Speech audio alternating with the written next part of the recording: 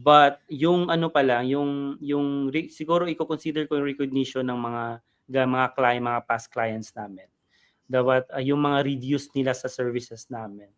Ano talaga kung 'di ba alam naman natin lahat na meron if you're in a service, if you're offering services, yung review talaga ng client is the best na ano talaga, yun yung aim talaga namin na ma-satisfy sila and mabigay namin yung pinaka-quality na service na ibibigay namin.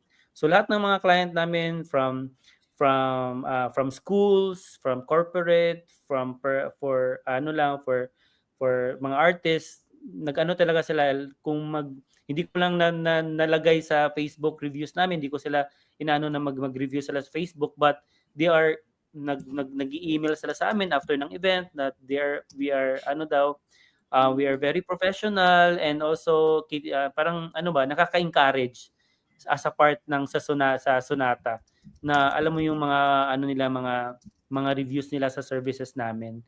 Yun yung ano siguro mako-consider ka na parang sobrang maganda sa loob na satisfied yung client namin.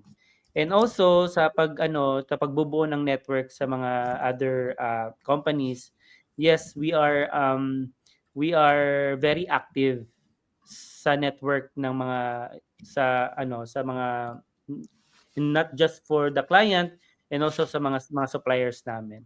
And we have a huge network sa client and also sa mga suppliers, especially sa mga suppliers namin. Minsan nag-invite nila kami that they have their event. So pumupunta kami doon to have a network.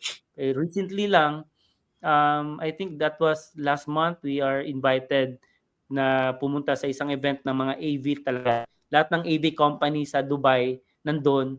So we exchanged business cards, nag-ano kami ng mga business card to ano ba to widen our network Mm. regarding sa mga suppliers. And Mm. also sa events din, sa mga clients din.